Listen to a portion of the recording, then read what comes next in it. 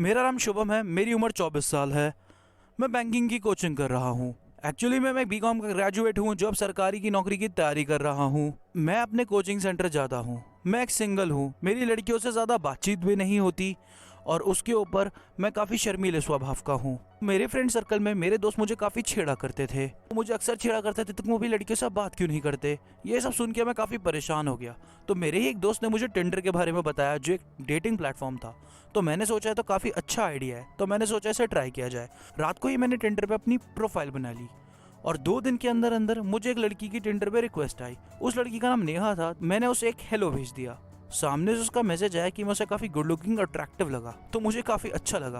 पहली बार जिंदगी में मैं काफ़ी कंफर्टेबल हो रहा था किसी लड़की से बात करते हुए। मैं खुशी खुशी के मारे तो मेरे मन में लड्डू ही फूट रहे थे। मुझे लगा है मेरे साथ हो क्या रहा है। पहली बार मैं किसी लड़की से इतना खुश होकर और पूरी रात रात भर बातें कर रहा था। कुछ दिन बाद मेरे मम्मी पापा एक फैमिली फंक्शन के कारण सिटी से बाहर चले गए। तब मैं घर में अकेला था। उस रात मेरी नेहा से बातचीत हो रही थी। मैंने उसको बताया तो वो मेरे घर के आसपास ही रहती थी। उसने मुझे बताया था, उसने कहा क्या मुझे मिलने आ सकती है। पर मैंने सोचा इतनी रात को किसी को अपने घर बुलाना सही नहीं होगा, तो मैंने उसे मना करा। उसने मुझसे मेरा एड्रेस मांगा तो फ्लो में आके मैंने उसे अपना एड्रेस भेज दिया, पर मैंने उसे नाने से मना करा। फिर वो मुझ पर गुस्सा होने लगी। मैंने कहा तुम ऐसे क्यों कर रही हो। उसने मुझे कुछ नहीं बताया। थोड़ी देर बाद मेरा दिमाग खराब होने लगा तो मैंने उसको ब्लॉक कर दिया। और जैसे मैंने उसे ब्लॉक करा, मेरे टिंडर पे मुझे 3-4 अलग अलग अकाउंट से रिक्वेस्टें आ गई और वो सब कोई अंकल थे। तो मैं तो एक मेल था, मुझे अंकलों की रिक्वेस्ट आई और वहाँ से मुझे धमकी भरे मैसेज आने शुरू हुए। वो सब देख के मैं काफ़ी डर गया। मैंने वो चारों अकाउंट भी ब्लॉक कर दिए। उसके बाद मैं सोने चला गया। मुझे नींद नहीं आ रही थी तो मैं मूवी देख रहा था। मूवी देखते देखते ही मुझे हल्की फुल्की नींद आने लगी। थोड़ी देर बाद ही रात के 2 बजे मेरे दरवाजे पे खटखटाने की आवाज़ आई। कोई दरवाज़ा खटखटाने लगा। मैं देख उठ के बाहर गया और मैंने खिड़की से झाँका तो कोई नहीं था। मैं दोबारा आके बिस्तर पे लेट गया।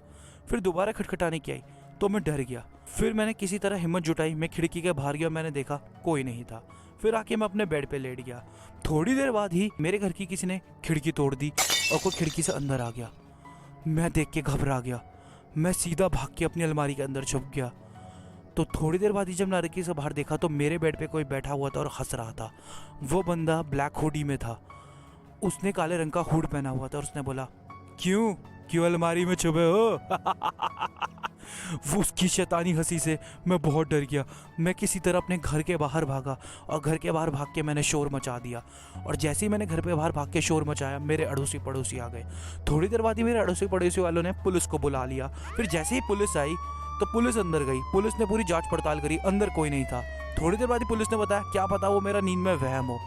उसके बाद मुझे पूरी रात ही नहीं, मैं कभी नहीं सोया। और फिर टिंडर मेरी ज़िंदगी की सबसे ख़तरनाक ऐप बन गई। फिर उसके बाद मेरे दिमाग पे इसका काफ़ी नेगेटिव इम्पैक्ट पड़ा और उसके बाद मैंने कसम खाई मैं कभी भी कोई ऑनलाइन ऐप तो कभी यूज़ नहीं करूँगा।